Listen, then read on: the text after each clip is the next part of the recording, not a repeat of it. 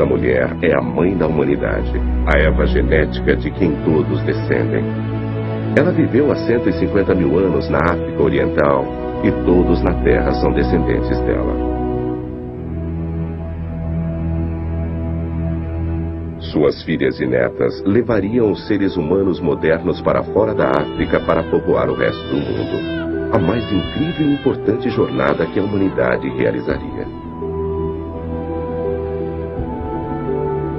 O rastreamento genético, pela primeira vez, nos dá um mapa da rota de nossa jornada. Com ele, podemos seguir nossas famílias a partir de Eva, enquanto elas viajam por um mundo vazio, superam dificuldades, se separam e vão por caminhos diferentes para descobrir novas terras. Conta pela primeira vez quem nós somos e de onde viemos. As questões mais profundas que atormentaram a humanidade desde que levantamos nossas cabeças e olhamos para as estrelas.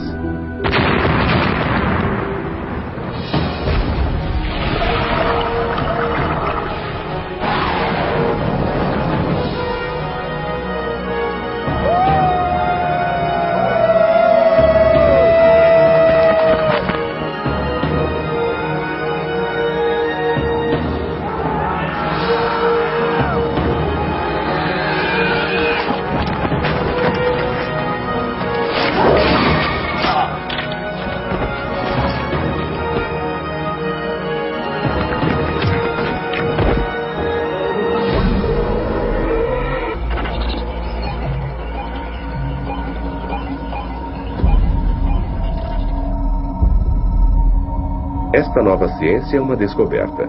Cada um de nós pode traçar agora a nossa parte nessa história incrível. Retiramos amostras dessas pessoas de Chicago. Nosso teste genético vai mostrar a elas como seus ancestrais viajaram o mundo para chegar ao seu destino.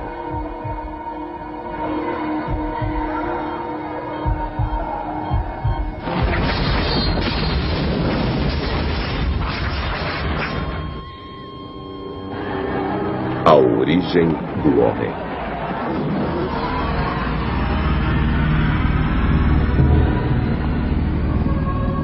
Há 150 mil anos, o mundo estava passando por uma era glacial. As calotas de gelo avançaram. O nível dos mares caiu 120 metros. A África do Norte é um vasto deserto com pequenas ilhas de verde. Nessas ilhas estavam pequenos grupos de pessoas.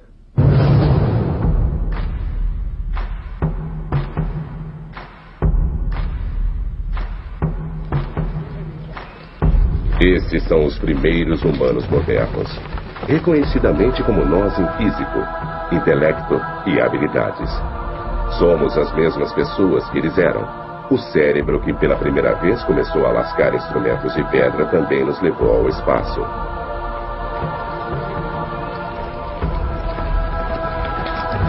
São caçadores-coletores vivendo em grupos muito espalhados, percorrendo grandes distâncias, abrigando-se onde podem, coletando sementes e frutas.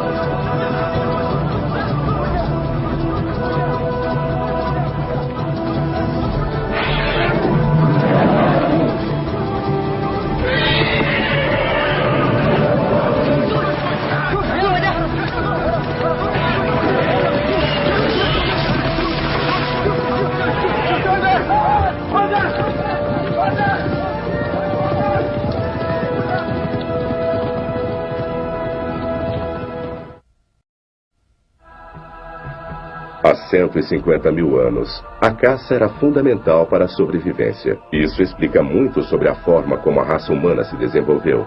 A caça necessita de pensamento cuidadoso e planejamento, de cooperação e requer uma inteligência elevada e habilidade de comunicação.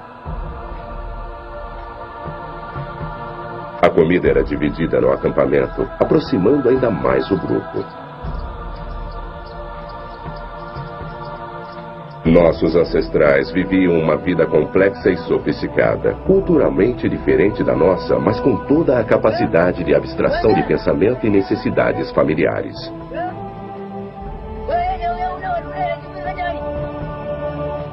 O rastreamento genético está começando a desvendar mais segredos do que acreditávamos ser possível. Em apenas 7.000 gerações, os humanos modernos deixaram a África e penetraram em todos os cantos do globo. E através de uma linha genética contínua, nos ligando ao nosso passado, podemos começar a entender por que isso aconteceu.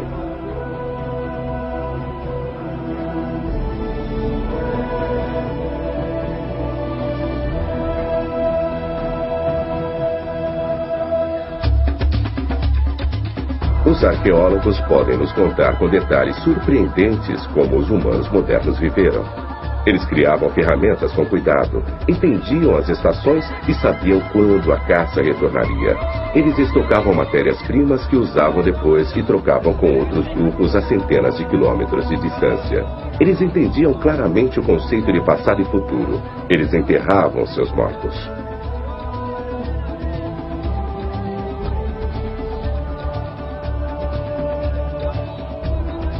Tudo isso nós sabemos pela arqueologia, das pedras e ossos dos sítios na África Oriental continuamente ocupada durante milhares de anos.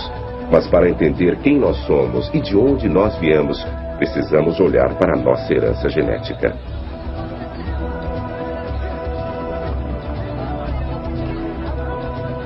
A Eva genética, a mulher da qual nós todos descendemos, não era a única mulher vivendo na época e nem a mais fértil. Mas seus genes foram os mais bem-sucedidos e os únicos que sobreviveram. Todos os que estão vivos hoje podem traçar uma linha ancestral comum até esta única mulher através de uma parte especial de nosso DNA, o DNA mitocondrial. O DNA, a planta da vida, é o nosso código molecular e nos identifica de forma única. As mitocôndrias são pequenas estruturas encontradas dentro de quase todas as células humanas. São separadas do DNA normal cromossômico, que dita nossa altura ou a cor de nossos olhos. Os homens o herdam de suas mães, mas não podem passá-lo adiante. Nas mulheres, ele passa de mãe para filha até a última geração quase inalterado. E é desta forma que podemos traçar nosso caminho de volta até nossa Eva genética e suas filhas. Então, escrita dentro dele está a história das mulheres do mundo e, portanto, da raça humana. A professora Rebecca Kahn foi a cientista pioneira que descobriu a primeira pista fundamental. Comecei a trabalhar com o DNA mitocondrial humano para poder ter algum tipo de visão objetiva que me ajudasse a entender e ajudar outras pessoas a entender como os seres humanos estão relacionados ao redor do mundo. Como essa nova ciência, ela pôde. Mutações inofensivas acontecem o tempo todo em alguma parte do DNA mitocondrial, deixando pequenos marcadores a cada mudança. Esses marcadores são como códigos de barras e podem ser lidos da mesma forma. Kahn e seu grupo descobriram que as mudanças ocorrem com uma frequência bem constante. Eles descobriram que os grupos com os primeiros marcadores eram os africanos vivendo dentro da África e imaginaram se eles poderiam ser as pessoas mais antigas do mundo. Fiquei muito animada quando comecei a juntar as provas e os resultados todos iam contra toda a intuição. Eu coloquei 20 europeus e 20 afro-americanos numa folha de filme de raio-x e cada afro-americano apresentava diferenças. E todos os europeus eram iguais. Achei que tinha colocado as etiquetas erradas e que tinha cometido um erro. E nós continuamos a repetir as coisas quando pegamos mais amostras de diferentes áreas. Eu me dei conta de que havia uma diferença no padrão e que esse novo tipo de prova baseado nas mitocôndrias iria mudar o modo como encarávamos os humanos modernos. Em 1987, Kahn e seus colegas publicaram um trabalho mostrando pela primeira vez que os marcadores se estendiam até a África, mostrando claramente que aquele era o berço da raça humana. Índios da Nova Guiné, garçom parisiense, professor americano, fazendeiro polinésio, todos eram parentes improváveis ligados a uma mulher negra 150 mil anos atrás. Suas descobertas causaram sensação. As respostas das pessoas foram incríveis. O público estava realmente interessado em certos aspectos disso por causa da tendência de interpretar mal os dados devido à terminologia usada para descrever esta mulher, a Eva africana. E as pessoas achavam que significava a bíblica, com a única mulher da Bíblia judaico-cristã, a mulher de Adão. O trabalho dela está reescrevendo a história humana. Através dele, sabemos agora que as primeiras mutações ocorreram na África, talvez há 150 mil anos, e pertencem à nossa Eva genética. O professor Christopher Stringer, um eminente paleantropologista britânico, esteve envolvido na datação dos crânios dos primeiros humanos modernos.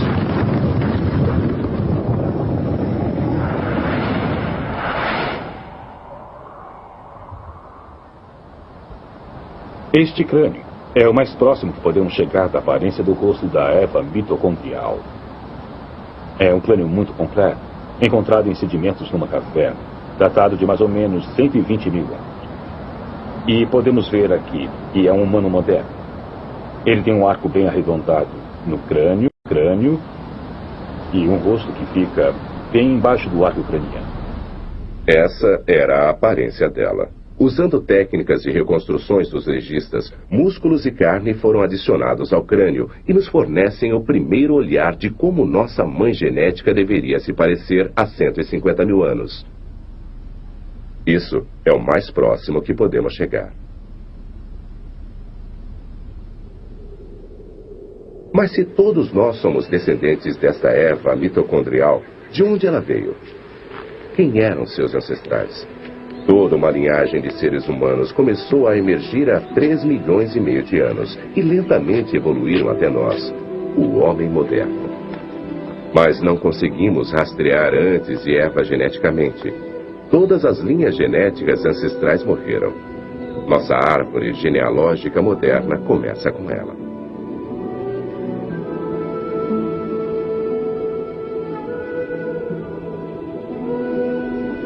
A África é o local de nascimento de todas as espécies humanas que vivem neste planeta. Esse vasto e isolado laboratório natural moldou humanos durante intermináveis ciclos de alternância entre deserto e vegetação, e são registros climáticos que nos dão a próxima pista. Os humanos modernos fizeram muitas tentativas de fazer a longa jornada para sair da África, estabelecendo-se em diferentes partes do Velho Mundo, mas eles não sobreviveram.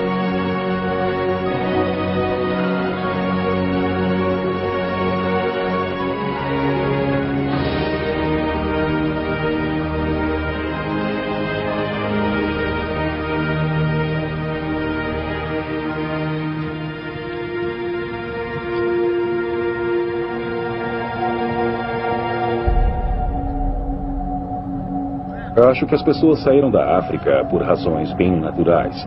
Eles saíam para encontrar comida, encontrar recursos, encontrar terra. Eles não estavam procurando novos continentes. Acabaram fazendo isso, mas no início era apenas um processo natural de se mudar e seguir talvez uma manada de animais.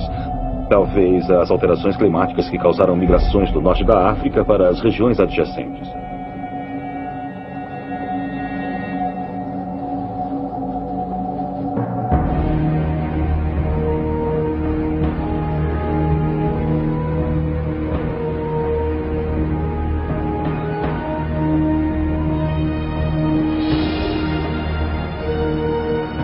A luta contra o ciclo da seca e da cheia fez com que um grupo de caçadores-coletores se deslocasse milhares de quilômetros.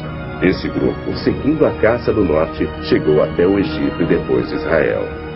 Mas não há traço de seus genes no mundo moderno.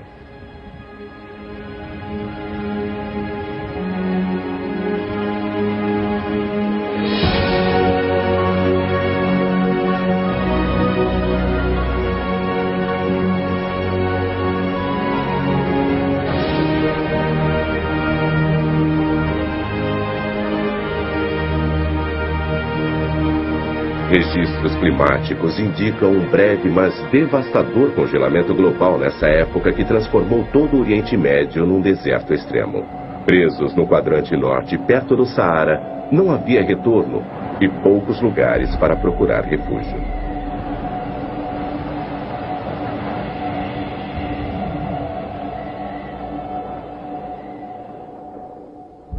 Nenhum deles e nenhum de sua linhagem sobreviveu. Eles morreriam numa seca severa, mais ou menos há 110 mil anos. Seus ossos foram descobertos nas cavernas de Cafzé, perto de Nazaré, na Galileia, em 1933. 13 esqueletos frágeis. Um deles, uma mulher com um bebezinho a seus pés. Quando esses ossos foram descobertos, eram os mais antigos esqueletos completos do homem moderno até então encontrados. Os vários esqueletos que foram encontrados em cavernas em Israel, nos sítios de Cafzé e Skol, mostram que havia humanos modernos fora da África há mais de 100 mil anos. Eles podem ter saído pelo corredor do Nilo, pelo Sinai até o Oriente Médio, mas parece que eles não avançaram. De certo modo, foi um beco sem saída. 40 mil anos se passariam até que tentassem de novo. Há 80 mil anos, o mundo estava esfriando de novo. Mais uma vez, as calotas de gelo estavam avançando, secando as terras. A vida ficou muito mais difícil. A África secou e com ela a água potável. Registros dos oceanos mostram os níveis dos mares caindo dramaticamente enquanto a água do mundo ficava presa no gelo. Com a caça indo para o norte, nossos caçadores-coletores foram obrigados a tornarem-se pescadores e a ocuparem as praias. Esta é nossa nova Eva, nossa nova família, descendente direta das filhas da Eva genética original de há 150 mil anos. Agora vivendo na costa e sobrevivendo no mar. Os guerreiros voltaram sem comida e tiveram que encarar os mais velhos.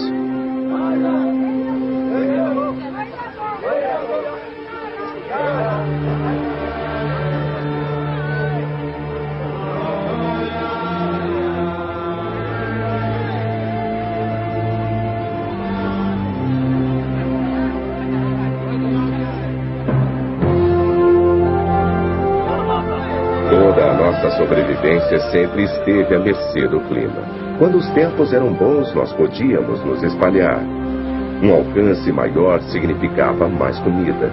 Mas a era glacial congelou o mundo e os desertos se fecharam, concentrando nossos grupos em territórios menores, amontoados junto à costa. A dieta recolhida na praia consistia de peixe, mariscos, ostras e moluscos. Mas o Mar Vermelho ficou salgado demais, tornando a pescaria e a coleta na praia mais difícil.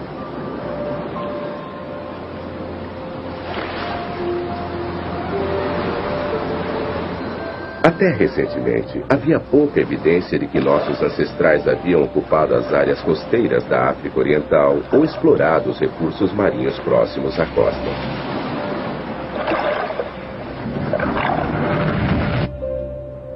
Este é Steve Burry, um geólogo. Em 1999, ele fez parte de uma expedição internacional procurando evidências de ocupação humana moderna na Eritreia. No Golfo de Zula, no Mar Vermelho, eles fizeram uma descoberta extraordinária de ferramentas de pedra incrustadas no antigo recife de coral fossilizado. O recife foi datado de 125 mil anos. Este é o primeiro bar de ostras registrado no mundo, 6,5 km de comprimento e 15 metros acima dos níveis do mar atuais. É a mais antiga evidência de coleta na praia em qualquer lugar do mundo. Enterrados nele estão ferramentas humanas junto com as ostras fossilizadas, moluscos e conchas de mariscos. Ele fornece provas absolutamente claras de que nossos ancestrais exploravam o mar. Esta é a unidade onde temos uma camada de ostras interestratificadas e conchas de moluscos na base. Elas são bem horizontais, e essa era uma plataforma onde o homem moderno costumava andar e jogar suas ferramentas de pedra e algumas das conchas que comia. Este é um machado de mão, com uma ponta afiada, e algumas conchas que foram tiradas dessa camada e eles usavam isso para quebrar as conchas e comê-las. E aí, quando terminavam de fazer isso, eles jogavam o machado e as conchas e iam para o outro lado. Mas a coisa mais importante não é isso, porque não podemos datá-la. É o que você encontra em loco que torna isso mais importante. Se você observar isso aqui, é uma ferramenta obsidiana. Elas eram usadas para quebrar algumas dessas ostras que vemos aqui. Você não vê as duas completamente fechadas porque foram quebradas e a carne foi comida. E essas foram algumas das ferramentas de pedra muito importantes que foram descobertas. Aqui é o primeiro lugar onde a coleta na praia de recursos marinhos foi documentada a nível mundial.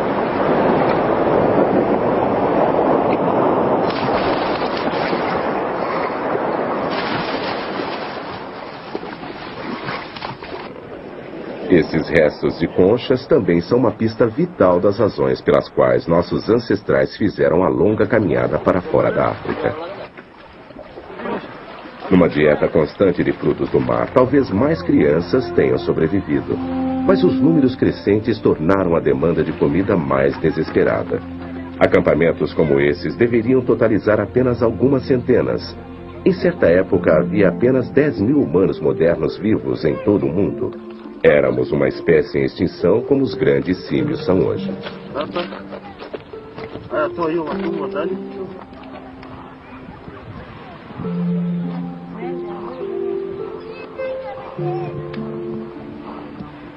Quando o pescador com lança, coletor de praia, fracassou em sustentá-los, eles não tiveram mais escolha. Para poder sobreviver, tiveram que atravessar o Mar Vermelho. Condições de monções estavam molhando os convidativos montes verdejantes do Iêmen.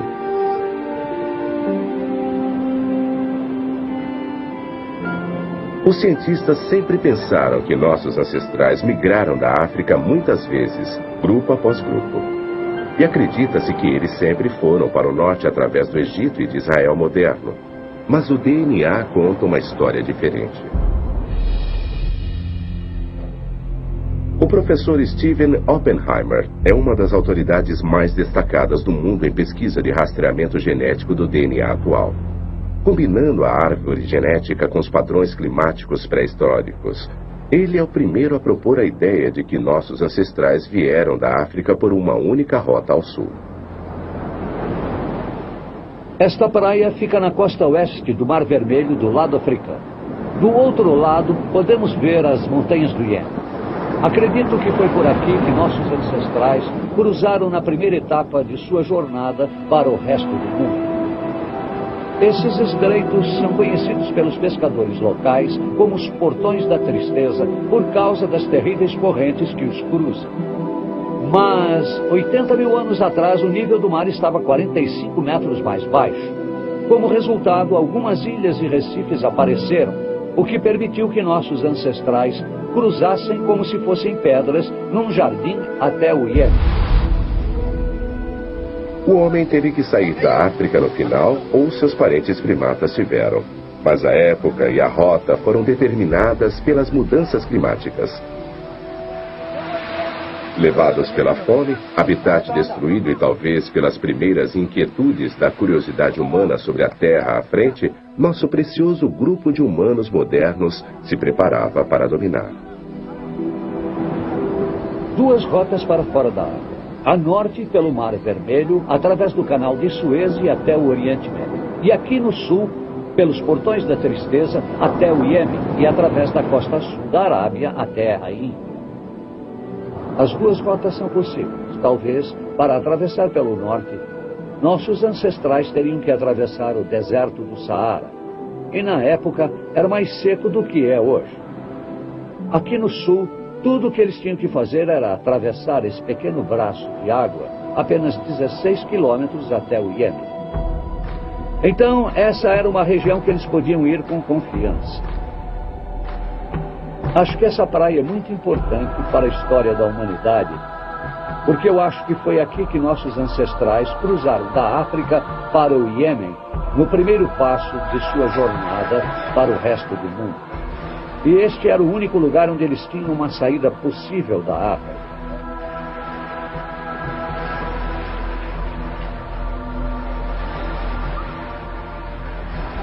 Eu acredito que a jornada mais importante da raça humana começou aqui nesta praia, 80 mil anos atrás.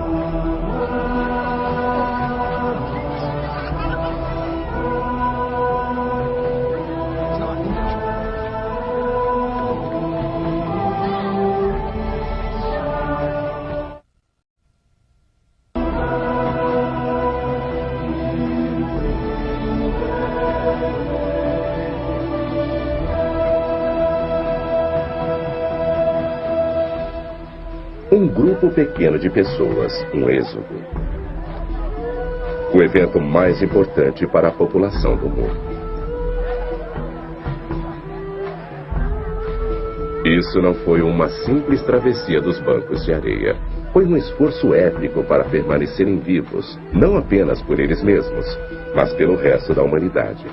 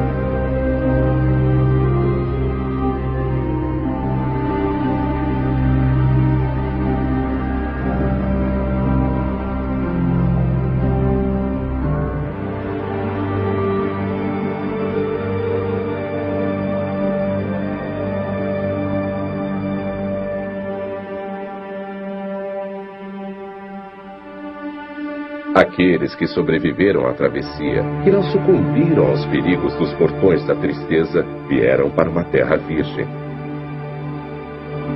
Esta é a nova fronteira no começo do resto do mundo.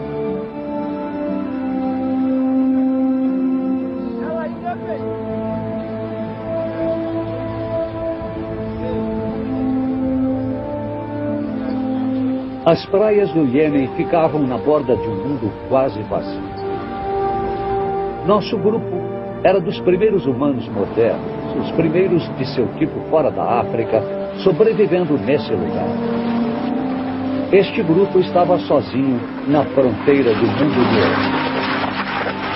A vida deve ter melhorado para os migrantes que atravessaram para o Iêmen. Para começar, a praia do Golfo de Aden devia ser muito melhor do que o Mar Vermelho. Diferente das praias áridas e salgadas que eles deixaram, o Iêmen era verde e fértil, cheio de água doce, caça e da sombra dos oásis. Um porto seguro para as famílias se fixarem.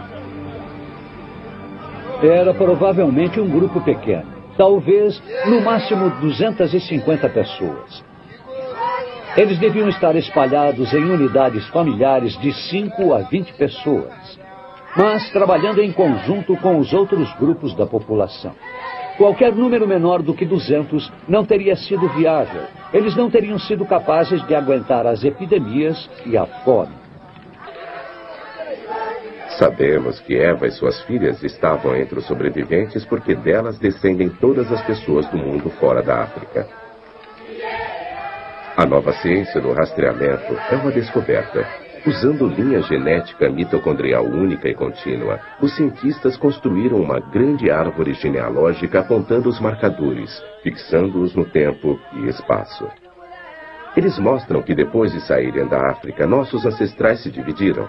Alguns foram para o norte e oeste, alguns para leste e sul. Quando eles deixaram a África e o Iêmen, cada grupo seguiu seu rumo e nunca mais se encontraram.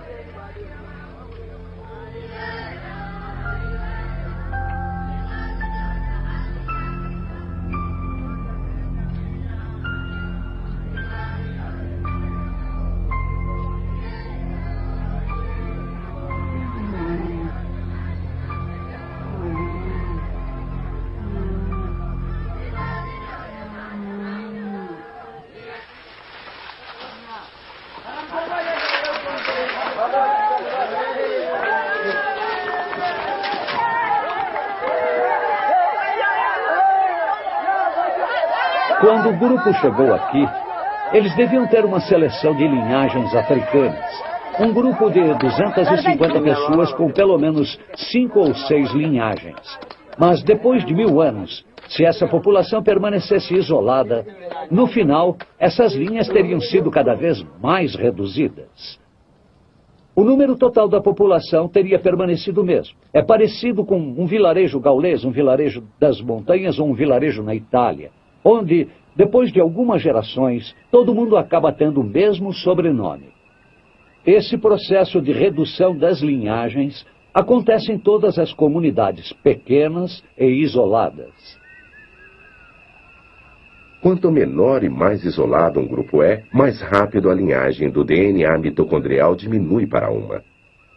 Não para uma pessoa ou mesmo para um grupo, mas para uma linhagem do DNA mitocondrial. Algumas mulheres não têm filhas, algumas filhas não sobrevivem. Então, no fim, sobra apenas uma linhagem. Totalmente isoladas, elas podem procriar apenas entre elas mesmas. O mapa genético mostra que levaria mais ou menos 1000 anos para que a linhagem mitocondrial fosse reduzida a uma. Uma linhagem genética compartilhada por todas as pessoas não africanas em todos os lugares através da história. É essa única linhagem que convence Stephen Oppenheimer de que ele tem razão sobre nossa origem africana.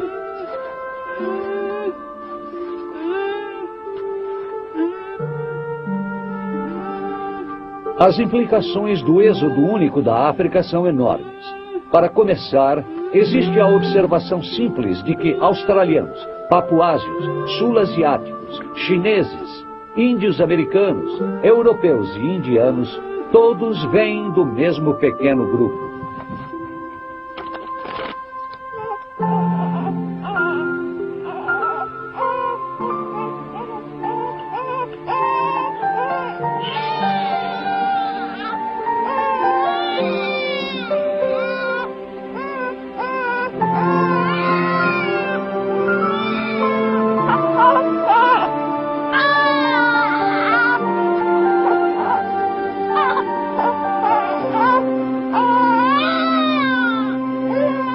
Isso significa que esse pequeno grupo diversificou-se enormemente nos últimos 80.000 anos, em populações totalmente diferentes fisicamente, em diferentes partes do mundo, e que se adaptaram física e culturalmente aos novos ambientes que encontraram e exploraram.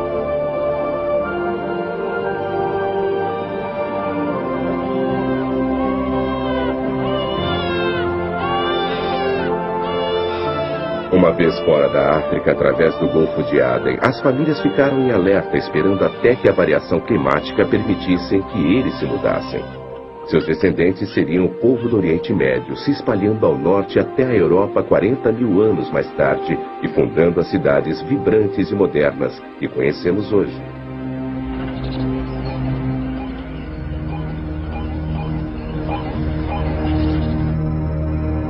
Outros continuariam depois do Golfo, indo para o Oriente pelo caminho ao longo da costa do Oceano Índico, procurando por lugares quentes e agradáveis para parar.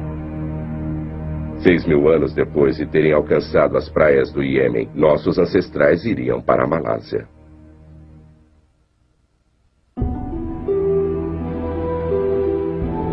A 10.000 quilômetros da África, nossa família está no coração das florestas tropicais do Sudeste Asiático. São os descendentes de Eva, caçando nas florestas da Malásia, perambulando em pequenos bandos, ficando no lugar tempo bastante para fazer a colheita da vida selvagem e depois continuando. Seus corpos estão começando a se adaptar às condições da floresta tropical. Longe do impiedoso sol africano, suas peles se tornam mais claras, sua estatura reduzida pela falta de carne. Como os caçadores-coletores nas florestas atuais, eles vivem de peixe, ratos, esquilos e lagartos, da caça que vive nas árvores, frutas e raízes. Eles se disfarçam e se camuflam para se adaptarem à folhagem e imitam o chamado dos animais para enganar suas presas. A vida na floresta é compartilhada com cobras venenosas, najas, pitons e animais predadores. Existem poucas evidências arqueológicas claras da presença dos humanos modernos entre a saída da África e a chegada na Austrália ou de sua incrível migração. Não há crânios, esqueletos ou sepulturas.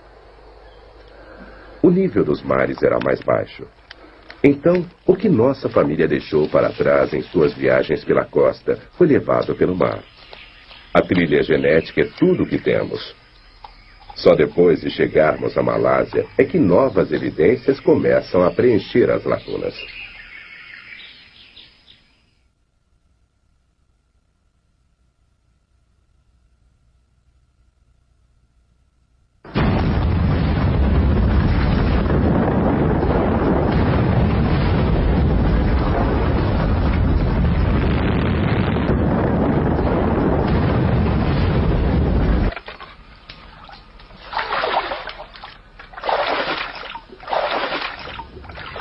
A erupção do Grande Toba na Sumatra há 74 mil anos foi a maior explosão ocorrida nos últimos 2 milhões de anos.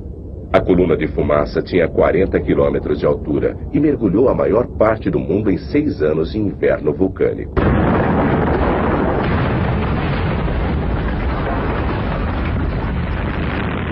O norte da Malásia, Índia e o Oriente Médio foram cobertos por um sudário mortífero de uma densa cinza vulcânica.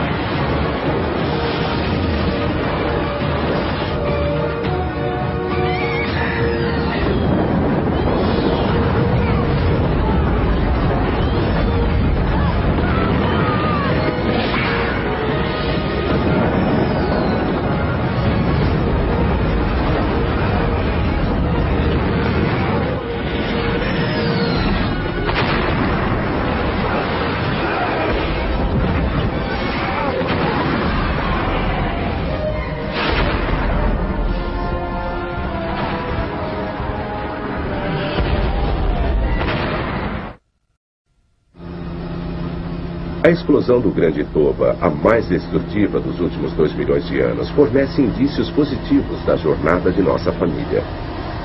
Esse é o povo Semang, tímidos caçadores-coletores do interior das florestas da Península do Lago.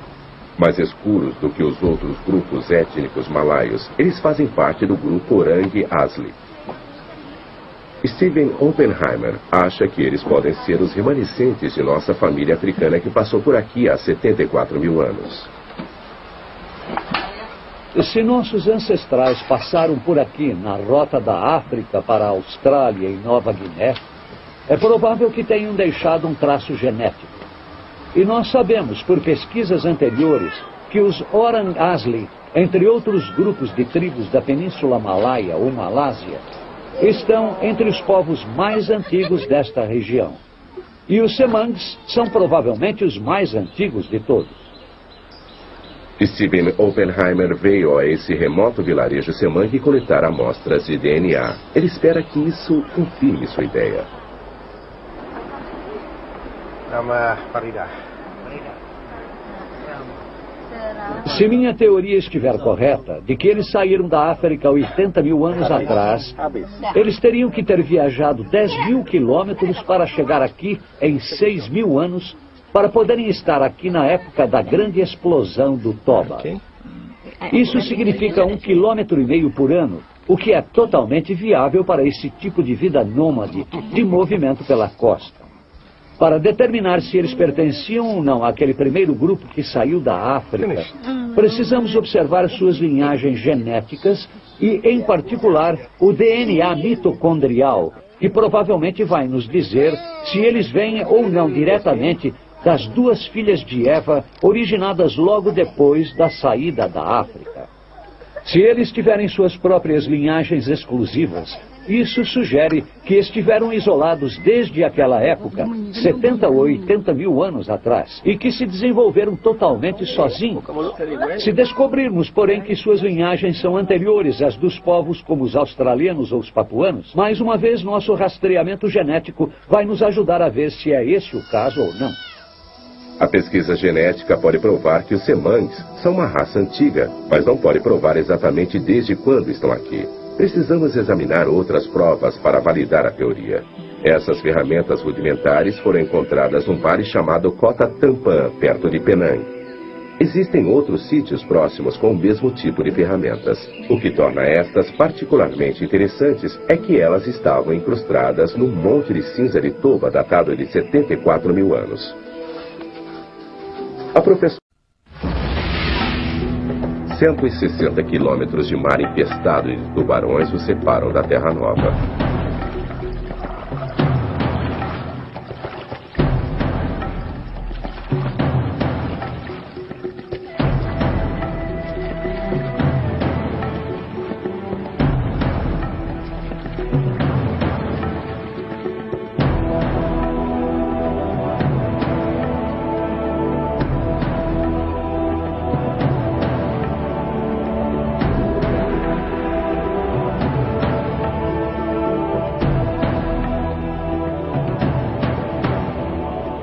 Este é o segundo grande êxodo na migração da humanidade através do mundo. Mas desta vez, não havia os montes verdes do Iêmen para lhes dar o conforto de uma chegada segura.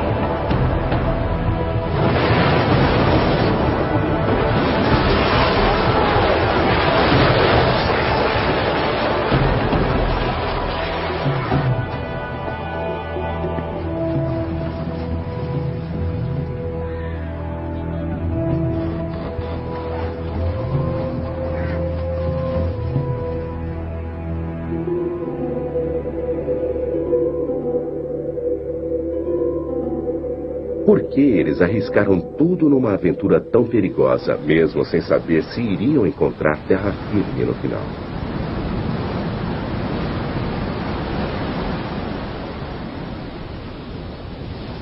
Alguns cientistas acreditam que eles saíram fora do curso e chegaram à costa desconhecida por acidente. Mas novas pistas das evidências genéticas dizem que não. Elas mostram que os aborígenes australianos têm diversas linhagens genéticas exclusivas a eles, que levam diretamente às primeiras filhas de nossa Eva saída da África.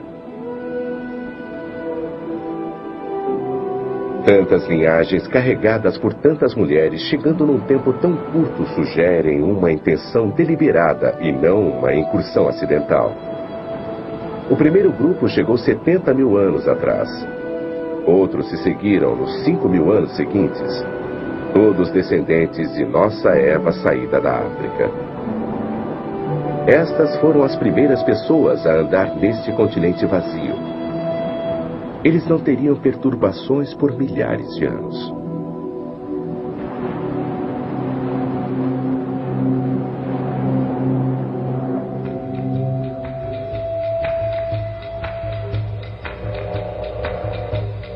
A Austrália, onde eles entraram, era o lar de criaturas gigantes, de uma megafauna, de cangurus de 3 metros de altura e tartarugas do tamanho de carros. Um deles era o Geniornis, um pássaro gigante que não voava. As pinturas nas cavernas desse mundo desaparecido foram datadas de 61 mil anos. Mas, de repente, 10 mil anos depois, esta criatura fantástica e todas as outras da megafauna foram extintas. O clima não se alterou. Não há grandes sítios de matança que indiquem caça excessiva, mas os humanos mudam o mundo onde quer que estejam. Essa extinção repentina é prova da presença deles. Parece provável que nossos ancestrais tenham destruído o habitat de folhas com fogo e os grandes animais herbívoros simplesmente morreram.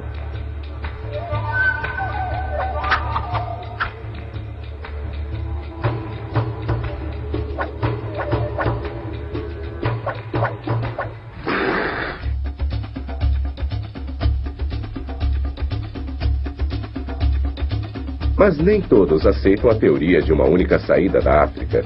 Esse leito de lago seco é um dos lugares onde a teoria pode se desintegrar, apesar da combinação da arqueologia e genes na trilha da Malásia. Esse crânio, Munguman 3, é a peça-chave do quebra-cabeças. Quando ele foi encontrado, a terra em torno dele foi datada de 62 mil anos.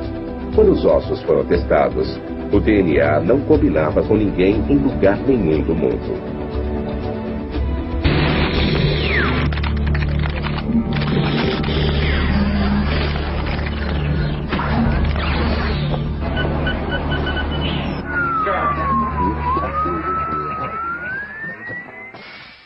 Para aqueles que não acreditam na teoria da saída da África, esta parece ser a prova de que os humanos modernos evoluíram em épocas diferentes e lugares diferentes do mundo até as pessoas que somos hoje.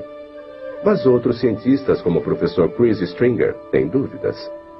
Existem muitos problemas em extrair o DNA de um esqueleto de 60 mil anos de idade. Então, primeiro, pode ser que o DNA que foi colhido esteja contaminado. Nós não temos certeza disso. Mas mesmo que seja DNA genuíno, outras análises mostram que, de fato, ele pode ser muito bem um derivado de um ancestral saído da África, assim como todos nós. Então, na minha opinião, a prova Mungo, tanto dos ossos quanto do DNA, se for verdadeira, ainda apoia a recente origem africana de nossas espécies. Os aborígenes da Austrália são um povo antigo, mas eles não se parecem mais com seus ancestrais que chegaram há tantos milhares de anos.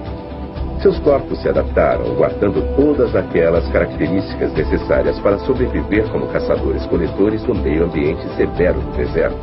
Por baixo da pele, todos nós somos muito parecidos.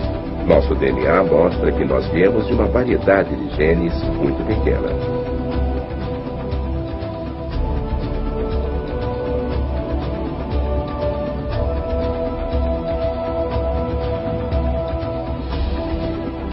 Se você olhar o DNA de todos nós, australianos, africanos, europeus, descobrimos que se compararmos o DNA mitocondrial de todos nós, mostramos menos variação, embora haja seres humanos espalhados por todo o mundo. Mostramos menos variação no DNA mitocondrial do que encontramos dentro de um pequeno grupo de chimpanzés, orangotangos ou gorilas. Esses macacos mostram mais variação mesmo em seus pequenos grupos do que toda a raça humana. Mas se todas as pessoas do mundo inteiro descendem de uma variedade de genes tão pequena, por que temos uma aparência tão diferente?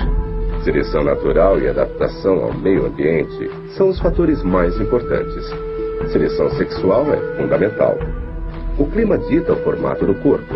Quanto mais frio o ambiente, menor e mais troncudo você se torna para manter o calor. A altura tem relação com a dieta. Asiáticos diminuíram quando o arroz tomou o lugar da carne como prato principal. E eles estão crescendo de novo com a carne retornando à sua dieta. Ninguém sabe por que os asiáticos têm suas pálpebras características. poderiam ter sido desenvolvidas como proteção contra o frio, ou esta seria a norma. A maioria dos fetos as possui, mas desaparecem no nascimento. A mais óbvia e impressionante diferença é a cor. E isso também faz parte de nossa herança genética. Mila Jablonski, uma das principais cientistas que pesquisa a evolução da cor da pele, estava trabalhando na importância do ácido fólico no desenvolvimento fetal, quando encontrou, por acaso, a resposta. Eu comecei a pesquisar a evolução da cor da pele depois de preparar uma palestra para uma aula há mais de 10 anos. Foi interessante me preparar para a aula e eu me dei conta de que sabia-se muito pouco sobre a evolução da cor da pele e o que se sabia não era muito convincente. E eu descobri um trabalho interessante quando estava preparando aquela palestra que mostrava que havia uma interessante e importante relação entre a radiação ultravioleta e uma biomolécula chamada folato. O ácido fólico é fundamental para o desenvolvimento embrionário e muita radiação ultravioleta pode destruí-lo. Então, nossos ancestrais na África tropical precisavam ser escuros para sobreviver. Mas falta de ultravioleta impede a formação da vitamina D, causando raquitismo que pode matar. Assim, quando eles migraram para o norte sem sol, eles tiveram que ficar mais pálidos para sobreviver. Ela descobriu uma equação evolucionária muito simples. Quando nós observamos o padrão da pigmentação entre os povos indígenas de hoje, vemos gente muito escura nas regiões equatoriais e pessoas mais claras ao nos aproximarmos dos polos. E acontece que a melanina, o protetor solar natural, é muito bom para bloquear a radiação ultravioleta. De certa forma, é bom demais. E para que possamos produzir vitamina D suficiente em nossas peles, precisamos reduzir a quantidade de melanina que existe na pele. E assim, o que vemos no curso da história de nossa espécie, quando nos movemos de uma área de alta radiação UV para uma de baixa radiação UV, nossa pele se torna cada vez mais despigmentada.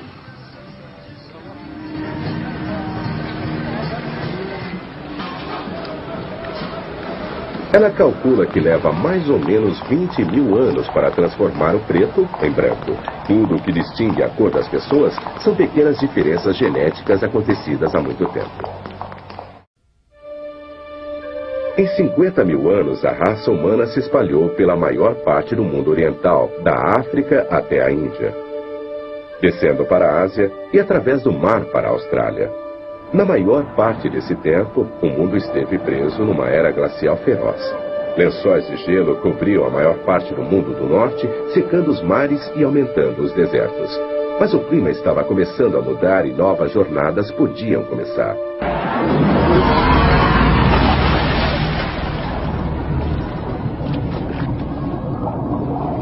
Durante a migração pela costa, da África até a Austrália, nossa família deixou para trás colônias que fizeram novas jornadas por si mesmas. Um grupo pegou o caminho através da Ásia até a China e além dela. Outro foi do norte da Índia, passou o Himalaia até as vastas estepes asiáticas. E outro ficou aqui, no Golfo Pérsico. Grandes lagos de água doce permitiram que nossas famílias vindas da África colonizassem esses bolsões de vegetação luxuriante cercados pelo deserto.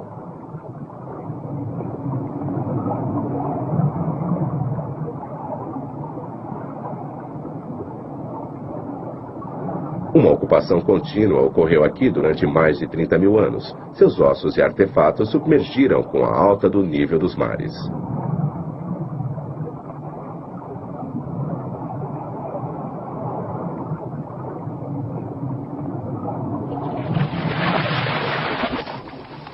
Há mais ou menos 50 mil anos, as linhagens genéticas começaram a se espalhar pela primeira vez para o norte e até a Europa.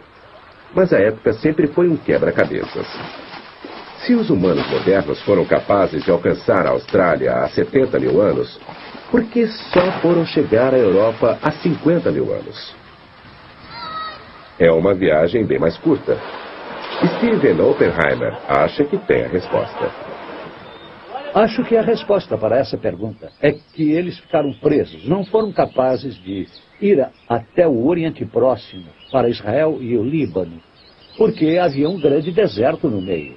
O deserto era o da Arábia Saudita e o da Síria. E entre 80 mil e 50 mil anos atrás, eles eram completamente impenetráveis. O clima era tão seco que o crescente fértil, a rota do Golfo até o Líbano, Israel e a Europa estava fechado. Então, 50 mil anos atrás, houve uma melhora repentina no clima.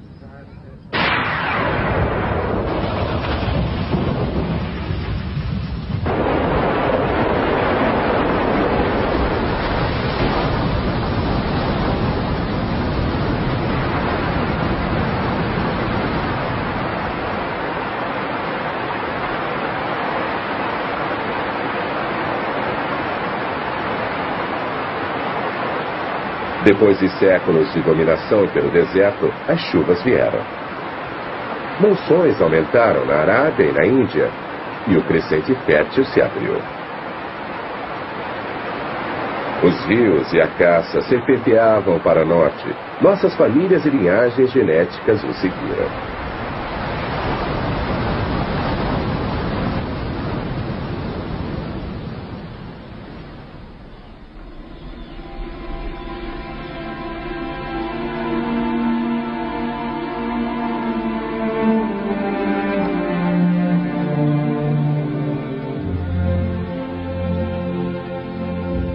Eles andaram para o norte do Golfo Pérsico, dentro do crescente fértil, seguindo os rios entre as montanhas Zagros e o deserto da Síria.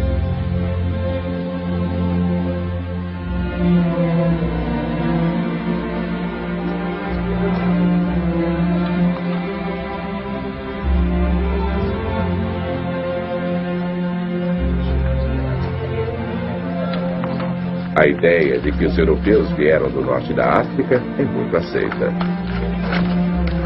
Mas as provas de Stephen Oppenheimer não apoiam isso. Evidências genéticas não apoiam isso de jeito nenhum. Não há evidências de ramificações anteriores. Na verdade, apenas uma das ramificações principais das pessoas que existem no mundo é encontrada na região europeia. É claro que isso frustra muitas opiniões sobre as origens dos europeus e nos obriga a considerar o fato de que os europeus eram parte de uma única família que saiu da África através da Rota do Sul.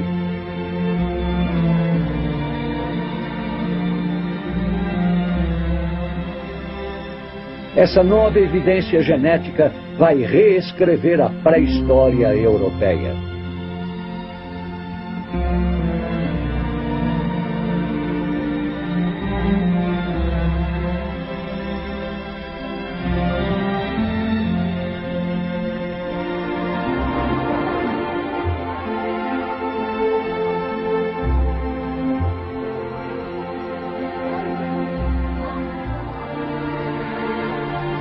Essas famílias fundaram as primeiras colônias de humanos modernos no Oriente Médio, a Síria e Elã.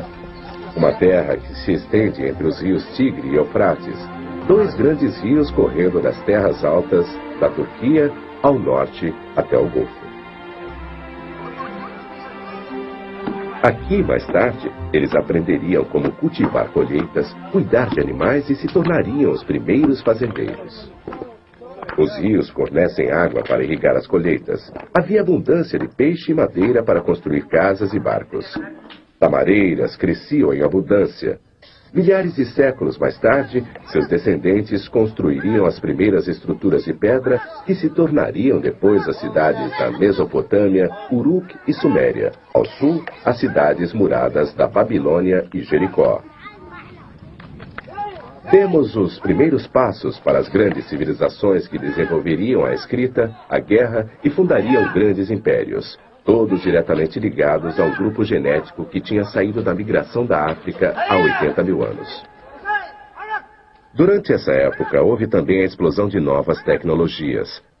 As ferramentas de pedra e lanças que os humanos modernos manufaturavam se tornaram mais leves e mais eficientes. As montanhas Agros estavam cheias de caça e boas caçadas dão estabilidade. Da mesma forma, eles começam a estabelecer uma geografia fixa para o local de enterro em lugares sagrados cujo valor simbólico para a comunidade ajuda a criar e definir o sentido de território duradouro.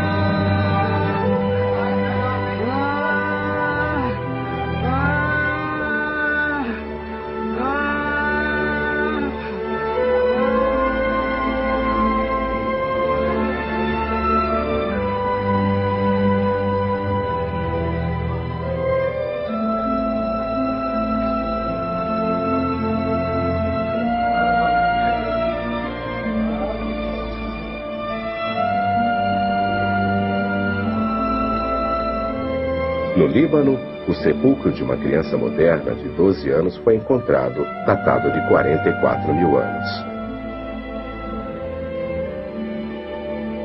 Seu crânio estava quebrado, o corpo delicadamente colocado no abrigo de uma rocha.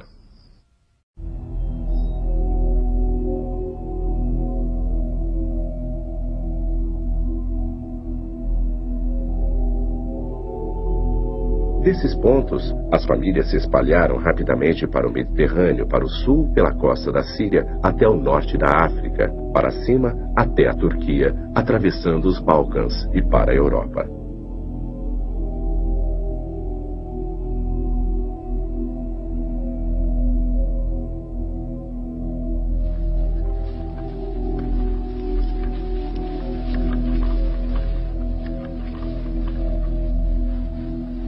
Esta é nossa nova família, descendentes diretos de nossos árabes dos pântanos do Golfo, entrando nos territórios desconhecidos da Alemanha. Mas a terra em que estão entrando não está vazia. Outros estiveram lá antes deles. O Neandertal tinha sido mestre da Europa durante 250 mil anos. Em 1856, no Vale de Neander, na Alemanha, pedreiros estavam cavando na lama de um sítio recém-explodido quando descobriram algumas costelas, partes de uma pelvis, alguns ossos do braço e ombro de um grande animal de aparência humana. Eles pensaram ser o esqueleto de um urso. Os cientistas mais tarde acreditaram que era um antigo selvagem do norte que aterrorizara os exércitos romanos. O professor Carl Stringer é um expert no Neandertal e seu mundo. Esse povo ficou conhecido como Neandertal. Eles se tornaram o centro do debate sobre a evolução humana, sobre a possibilidade desse povo ter sido nosso ancestral ou deles terem representado uma estranha vinheta da evolução humana. Tenho aqui um crânio mais completo do que o que foi achado no Vale de Neander, na Alemanha. Este foi encontrado no começo do século passado na França. Ele nos mostra a aparência do Neandertal na cabeça e na face. Há uma sobrancelha forte sobre as órbitas oculares. Toda a face é puxada para a frente e há um nariz enorme. Não há queixo na mandíbula inferior. E agora achamos que os homens de Neandertal deviam ser adaptados ao frio. Eles evoluíram durante centenas de milhares de anos na Europa, sob condições mais frias do que as dos dias de hoje. E a forma de seu físico eram pequenos e troncudos, e tinham muita força física. Esse nariz pode até fazer parte do mecanismo de respirar ar frio e seco. Muitas vezes eles são considerados brutamontes, sem inteligência. Mas certamente não eram. Eram totalmente humanos. Seus cérebros eram tão grandes quanto os nossos. Acho que eram uma espécie diferente da nossa, que era uma espécie muito parecida. Uma espécie irmã que tinha ancestrais comuns a nós, talvez há 500 mil de anos. Então, nessa base, o Neandertal era meio humano. Eles estão 10 vezes mais próximos de nós do que os chimpanzés.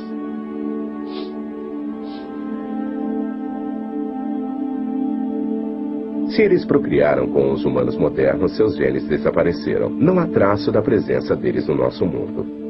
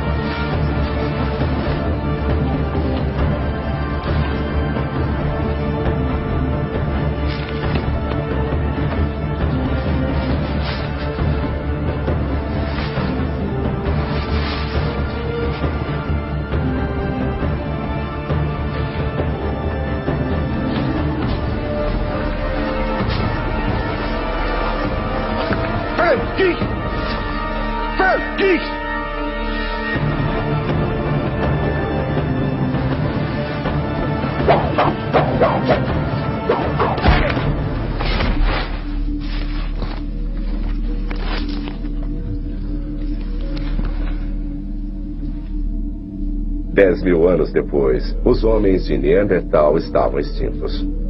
Os humanos modernos eliminariam qualquer traço de seus rivais e preencheriam o espaço que eles deixaram para trás. A razão para esse desaparecimento não é clara. Eles viveram junto com o homem moderno por milhares de anos. Mas no final não devem ter se adaptado com rapidez ao mundo novo e seus novos rivais cheios de recursos. Eles usavam seus corpos para se relacionarem com a natureza. Os humanos modernos usavam cérebro.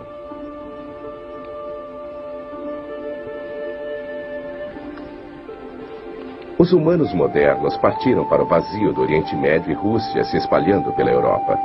Os cientistas acham que com esses homens vieram 4 linhagens de DNA mitocondriais, 4 netas de nossa Eva saída da África. Eles chegaram entre 45 e 10 mil anos atrás. Os europeus mais modernos podem traçar sua linhagem até eles.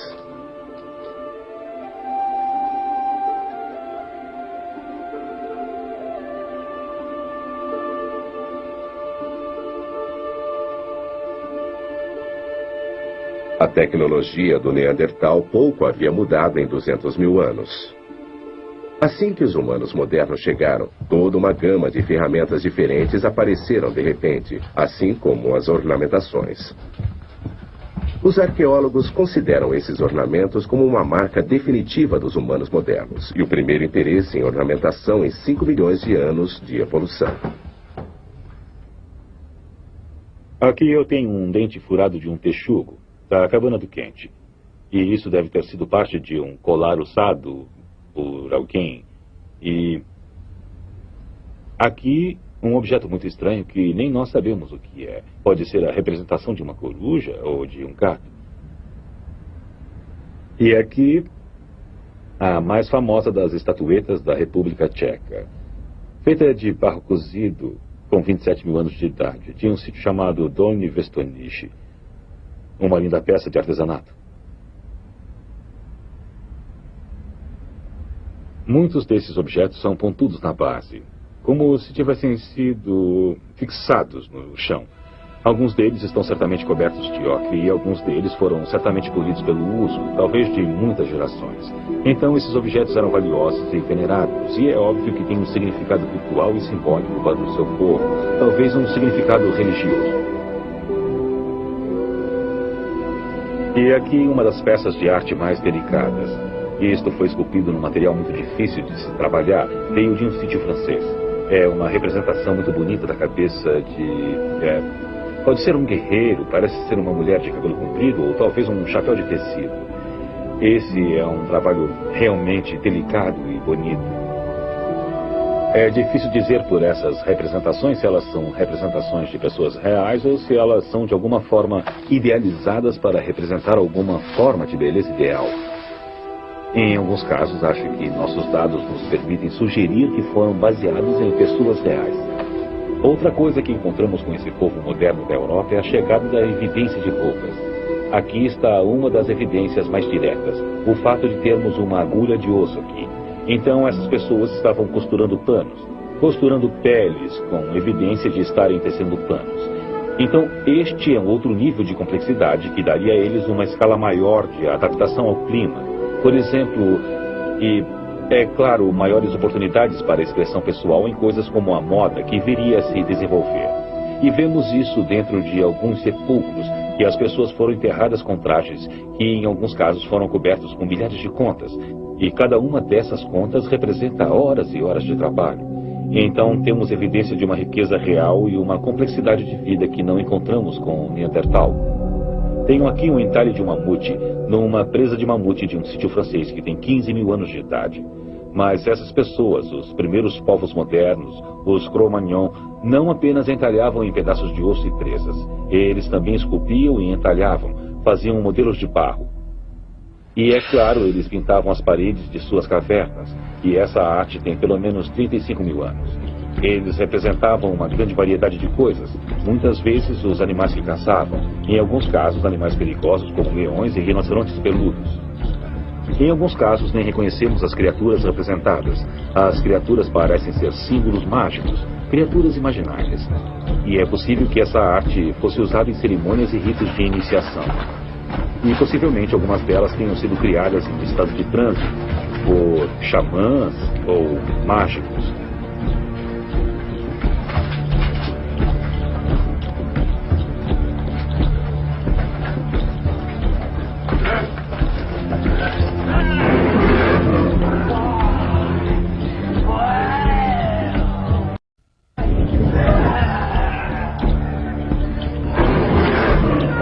Humanos modernos foram o mais longe possível através dos anos.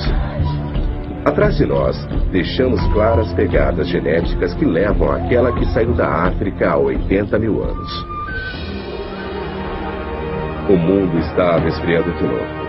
Quando a nova era glacial começou, os humanos modernos tinham encontrado um lugar para morar a 16 mil quilômetros do outro lado do mundo, e 6 mil anos depois, a invasão do novo mundo iria começar. Nossa linhagem genética está agora espalhada em todas as direções. Da saída da África e a última fronteira remanescente da América, agora estamos caminhando para norte da Índia e Sudeste Asiático e China e a leste das estepes mongóis da Sibéria, convergindo para o Estreito de Bering, aquela frágil faixa de terra que une a Ásia com a América.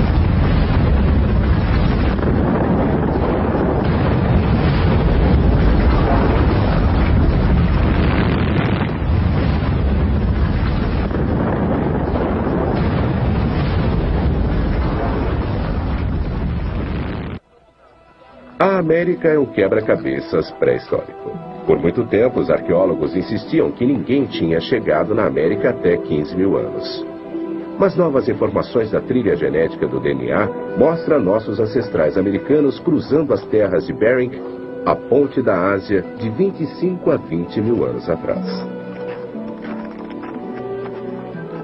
Esta é a última grande viagem para povoar o mundo e todas as linhagens genéticas levam a um objetivo. Estes são os primeiros americanos.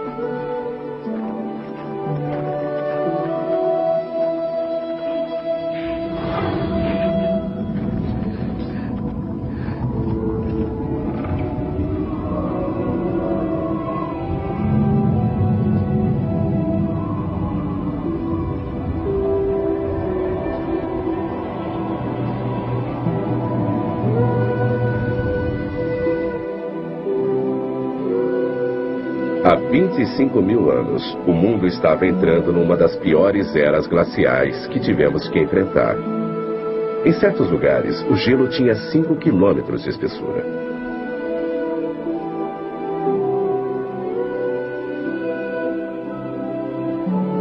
Mas com o gelo que se fechava, surgia a última possibilidade de movimento antes que ele bloqueasse a terra do Estreito de Bering até o Alasca e o resto da América do Norte. Levaria mais 8 mil anos antes que se abrisse de novo.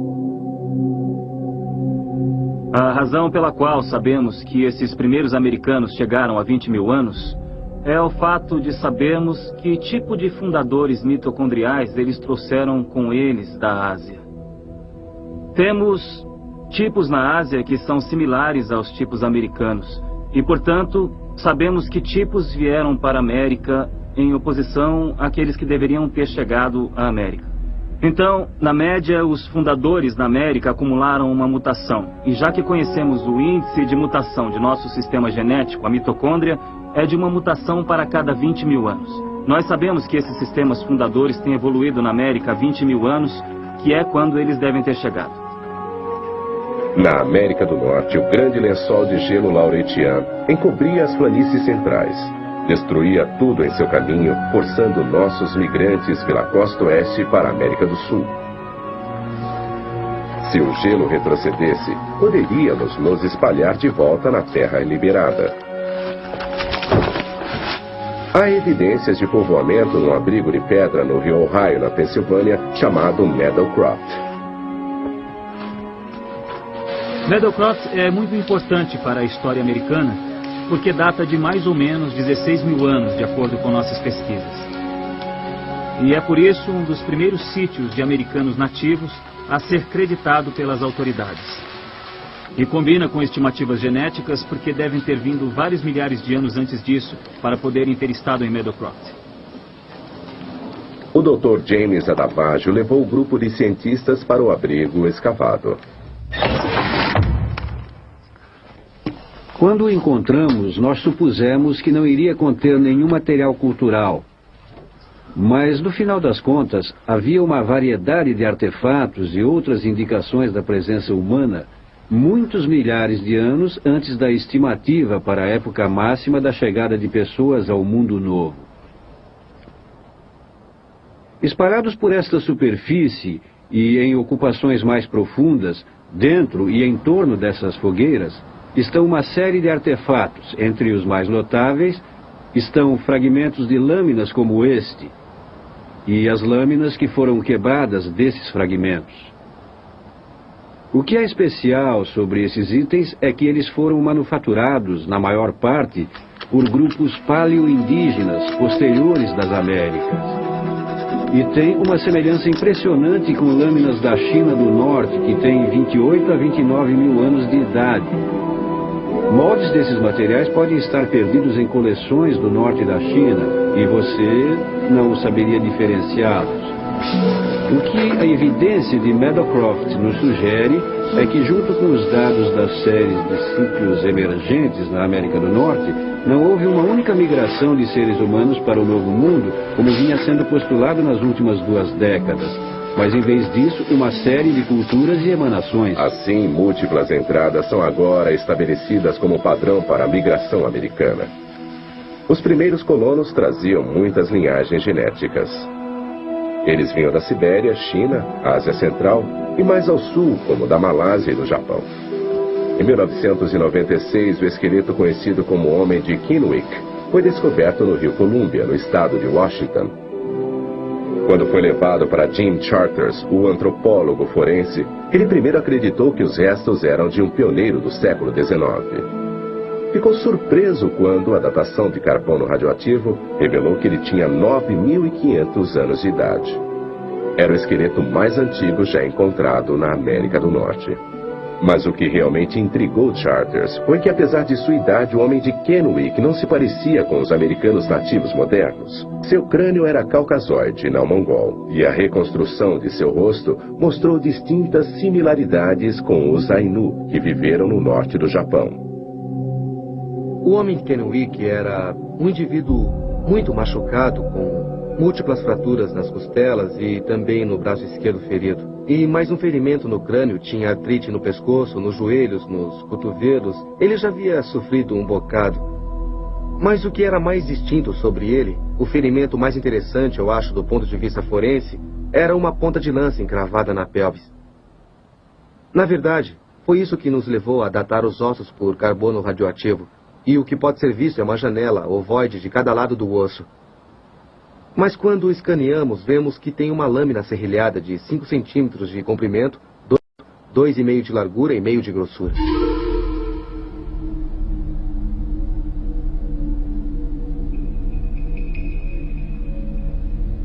O que é interessante sobre essa ponta de lança é que tem um estilo que só vemos depois da morte desse homem, no estado de Washington. Podemos ver esse estilo se movendo pela costa da Colômbia Britânica, chegando em Washington há mais ou menos 10 mil anos ou até 9 mil anos. Isso em anos de carbono radioativo.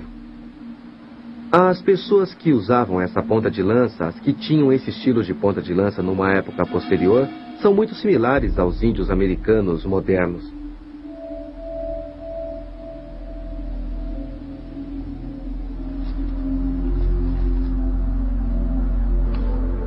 Você pode confundir um crânio de índio americano facilmente no meio da multidão. Então, o que parece é que temos uma nova população chegando com características do nordeste da Sibéria e começando a substituir os imigrantes que chegaram antes. O que isso sugere de maneira mais ampla é que havia algum tipo de conflito acontecendo. Seria um conflito pessoal? Alguém estava com raiva dele por causa de uma banalidade? Ou seria um conflito por causa de território entre populações rivais que tinham acabado de entrar em contato uma com a outra? E o fato de ocorrer na época da chegada das novas populações e do fato do homem de Kennewick ter aparência diferente das novas populações, ambos sugerem que é uma rivalidade que está ocorrendo por causa de território.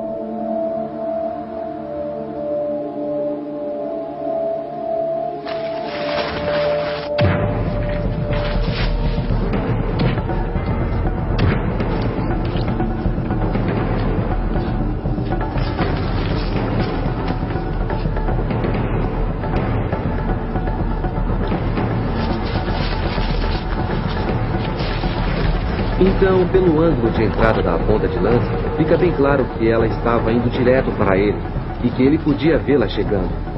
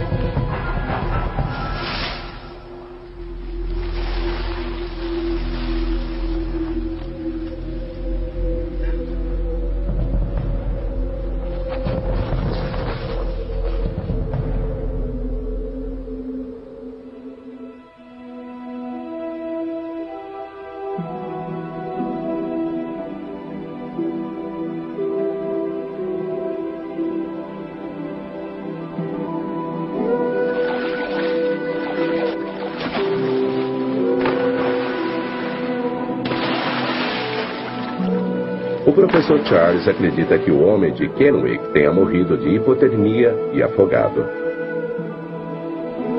Desde a morte do homem de Kennewick, a população do humano moderno cresceu de milhares para milhões. Nós avançamos de caçadores-coletores primitivos para fazendeiros e comerciantes, povo do vilarejo e gente da cidade, e de domínios tribais para impérios. Em 5.000 gerações, nós chegamos ao mundo que conhecemos hoje.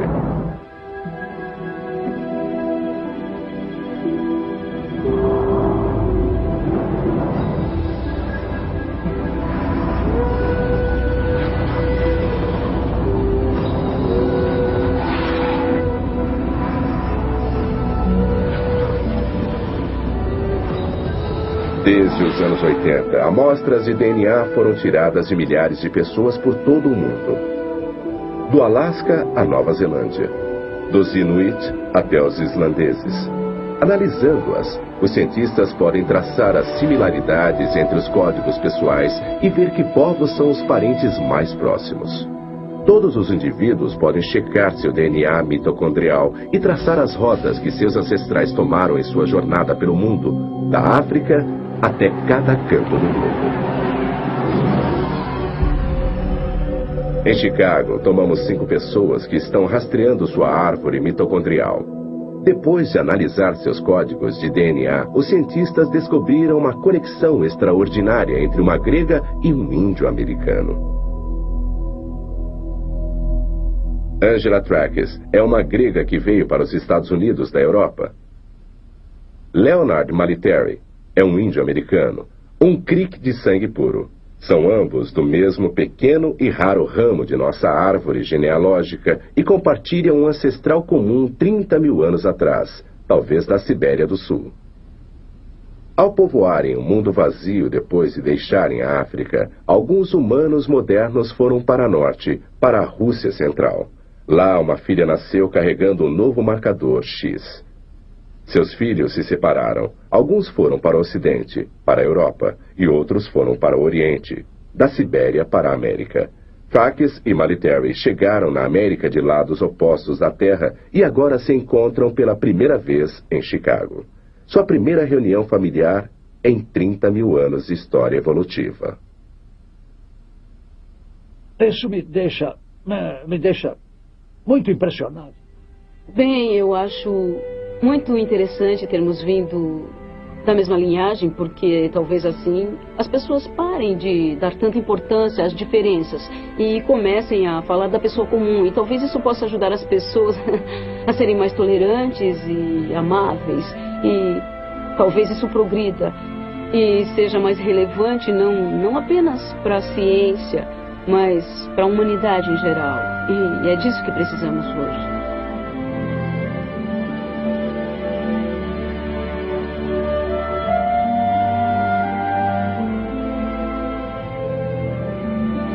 Há 80 mil anos, um pequeno grupo de humanos modernos enfrentaram os terrores do Mar Vermelho e deixaram a África para sempre. Eles carregavam o futuro do mundo com eles. Há 10 mil anos, eles tinham penetrado em cada canto do globo. A mais incrível e importante viagem que já fizemos. Pela primeira vez, sabemos quem somos. Sabemos de onde viemos. Sabemos que somos as mesmas pessoas que nossos ancestrais inquietos e curiosos. Mas chegamos ao fim de nossa migração. Não há mais terras vazias para ocupar. A ciência diz que há uma corrente contínua que nos liga ao nosso passado e uns aos outros. Todos compartilham a mesma herança genética de nossa Eva ancestral. Talvez essa seja a mais importante mensagem que devemos carregar para o futuro.